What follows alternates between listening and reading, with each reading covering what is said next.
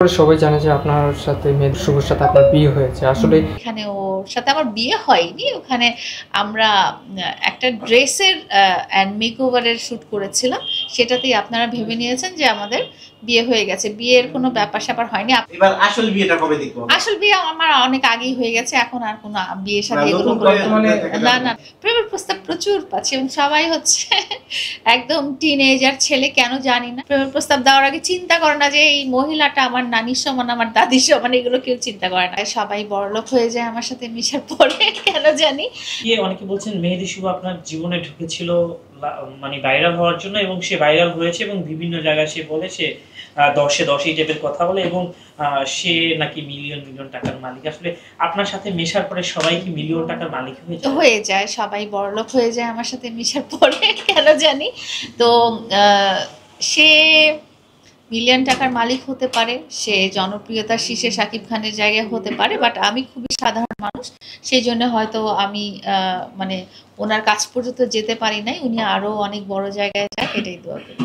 ওই শ্যুটটার পরে সবাই জানে যে আপনার সাথে মেহেদী শুভর সাথে আপনার বিয়ে হয়েছে। আসলে এটা সত্যি কি বিয়ে হয়েছে কিনা এবং কতটুকু সত্যি একটু খোলাসা করবেন? অবশ্যই বিয়ে হয়নি। ওর সাথে আমার কোনো কারণেই বিয়ে হওয়ার কোনো কারণ নাই, কারণ ওর সাথে না আমার সম্পর্ক, না আমার প্রেম ভালোবাসা। পারিবারিকভাবে বিয়ে ঠিক করা হয়েছে, কিছুই না। ওটা একটা শ্যুট ছিল। আপনারা যখন নাটকে দেখেন না, আপনারা আরশ খানের নাটক বা নিলয় ভাইয়ের নাটক বা ওদের নাটকে দেখেন না, কত বিয়ে হয়। হিমিয়াপুর যে কতগুলো বিয়ে হয়েছে, তানিয়া বৃষ্টির যে কতগুলো বিয়ে হয়েছে। হ্যাঁ, তো এটাই আমরা ভার্চুয়াল প্ল্যাটফর্ম ফেসবুকের মাধ্যমে আমাদের ব্রাইডাল শ্যুটটা ছিল একটা প্রমোশনাল ওয়ার্ক। সেখানে ওর সাথে আমার বিয়ে হয়নি। ওখানে আমরা একটা ড্রেসের অ্যান্ড মেকওভারের শ্যুট করেছিলাম। সেটাতেই আপনারা ভেবে নিয়েছেন যে আমাদের বিয়ে হয়ে গেছে। বিয়ের কোনো ব্যাপার-স্যাপার হয়নি। আপনারা ইভেন দেখবেন যে আমাদের 2023 সালে একটা হিন্দু ব্রাইডাল শ্যুট ছিল, যেখানে আমার যে বর সেজেছিল সে আমার কপালে সিঁদুর দিয়ে দিয়েছিল। হ্যাঁ, তারপর তখনও অনেক একটা কন্ট্রোভার্সি ক্রিয়েট হয়েছে যে কেন সিঁদুর পরিয়ে দিল, এটা সেটা। ওখানেও বিয়ে হয়নি, এটা ছিল একটা অ্যাক্টিং, অভিনয় ছিল। অনেক নকল বিয়ে তো দেখলাম, এবার আসল বিয়েটা কবে দেখব? আসল বিয়ে আমার অনেক আগেই হয়ে গেছে। এখন আর কোনো বিয়ে শাদী এগুলো না। প্রেমের প্রস্তাব প্রচুর পাচ্ছি এবং সবাই হচ্ছে একদম টিনেজার ছেলে, কেন জানি না, এগুলো মনে হয় ফান করে করে। প্রতিদিন আমার ইনস্টাগ্রামে আমার যে একটা হোয়াটসঅ্যাপ মেসেঞ্জার আছে বা ইনস্টাগ্রাম মেসেঞ্জার আছে, এগুলোতে সবাই সমানে মানে চিন্তা করেন, একটা প্রেমের প্রস্তাব দেওয়ার আগে চিন্তা করে না যে এই মহিলাটা আমার নানির সমান, আমার দাদির সমান, এগুলো কেউ চিন্তা করে না।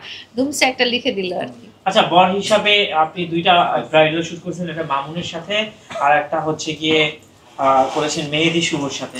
বর হিসাবে মামুন কতটুকু পারফেক্ট এবং বর হিসাবে কতটুকু মেহেদী শুভ পারফেক্ট, মানে পারফেক্ট হিসাবে মানে মানায়?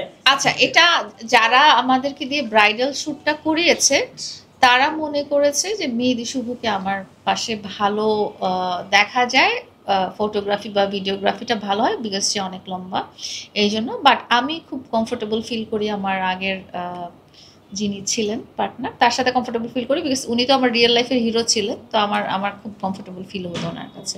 বাট যারা আমাদেরকে মানে নিয়েছেন শ্যুটটা করার জন্য, তারা মনে করেন মেহেদী শুভকে আমার পাশে ভালো মানায়। কিন্তু অনেকে বলছেন যে মেহেদী শুভ অনেক শুকনো, ঠিক আছে, লম্বা, কিন্তু যত কিছু হোক না কেন, কিন্তু মামুনের জায়গাটা কেউ নিতে পারবে না। এটা আপনি কতটুকু সত্যি মনে করেন? ওটা তো আসলে উনি হচ্ছেন আমার ভার্চুয়াল জগতের নায়ক, আর আপনি যার কথা বলেন সে তো আমার রিয়েল লাইফের নায়ক এবং সাথে ভার্চুয়াল।